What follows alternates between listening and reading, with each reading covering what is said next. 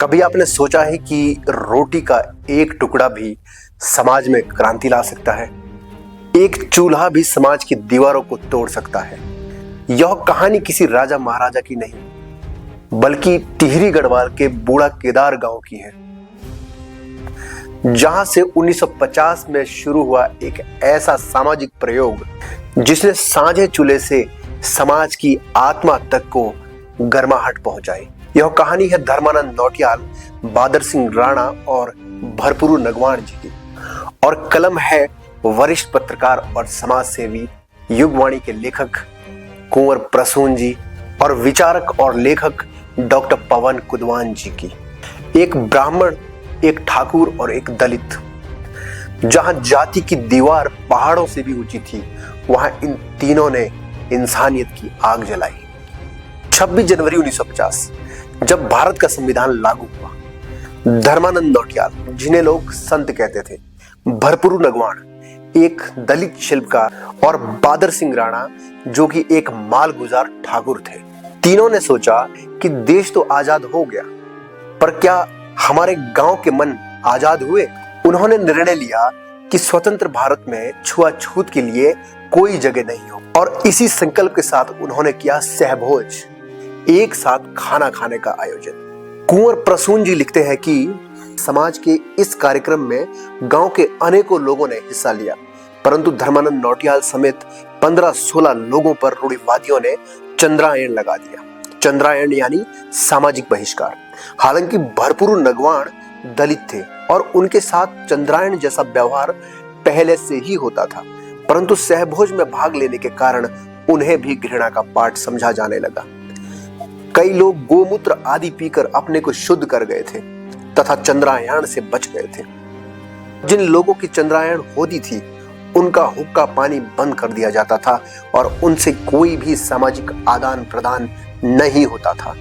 किंतु यह लोग टूटे नहीं, बल्कि अस्पृश्यता निवारण के लिए बढ़ चढ़कर काम करने लगे और मजबूती से मानवता की मशाल लेकर आगे बढ़ाने लगे।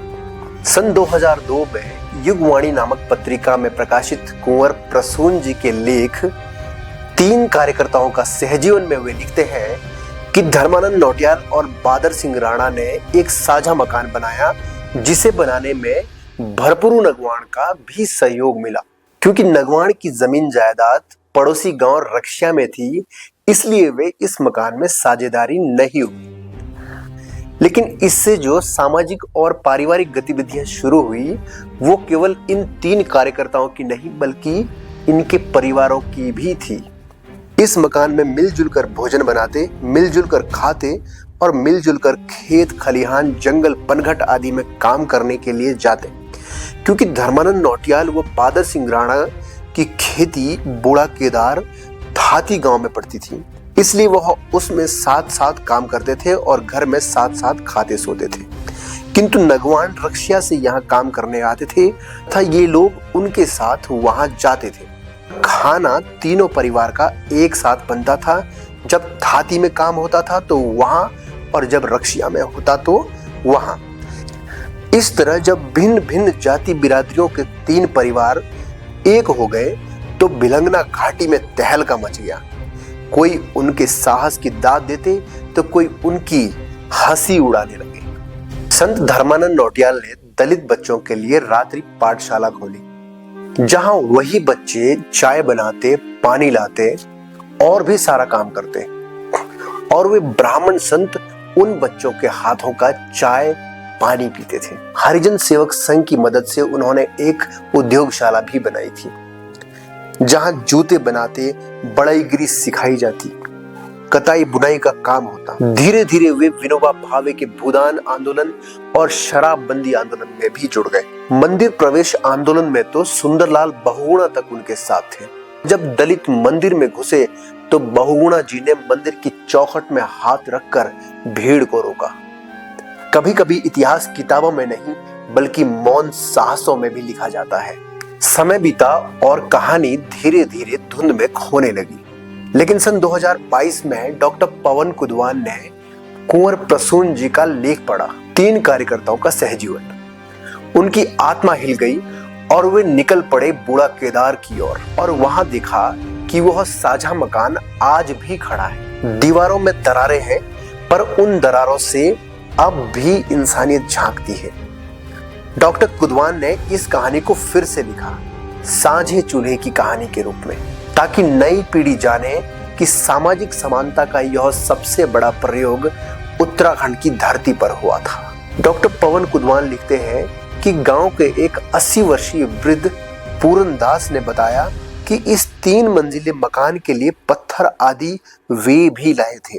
इस भवन में एक गौशाला भी थी, जिसके लिए हम सब घास काट कर लाते थे। पूरन दास जी कहते हैं कि मैंने तीनों के साझे पारिवारिक प्रेम को बहुत नजदीक से देखा है। उत्तराखंड के विचारकों, इतिहासकारों, समाज सेवियों और विद्वानों का एक सपना था कि यह कहानी हर बच्चे तक पहुंचे और हर मन में यह समानता का पाठ पढ़ाया जाए। सन 2025-26 से साझे चूल्हे की कहानी विद्यालय शिक्षा उत्तराखंड की पुस्तक हमारी विरासत एवं विभूतियां कक्षा 8 की पुस्तक के पाठ्यक्रम में शामिल की गई है। अब हमारे बच्चे पढ़ेंगे कि कैसे 3 सामान्य मनुष्यों ने पूरे समाज का चेहरा बदल दिया। आज जब समाज फिर जात पात और वर्ग में बढ़ रहा है, तो बूढ़ा केदार की यह कहानी हमें याद दिलाती है कि इंसानियत का चूल्हा बुझना नहीं चाहिए। धर्मानंद नौटियाल, बहादुर सिंह राणा और भरपूर नगवान जी ने सिर्फ रोटी साझा नहीं की, बल्कि उन्होंने मानवता की लौ जलाई। उनकी यह आग आज भी जल रही है, हर उस दिल में जो बराबरी और प्रेम में विश्वास रखता है। तो आइए हम भी अपने जीवन में एक साझा चूल्हा जलाएं, जहां न ऊंच नीच हो, न भेदभाव, बस रोटी, प्यार और इंसानियत हो।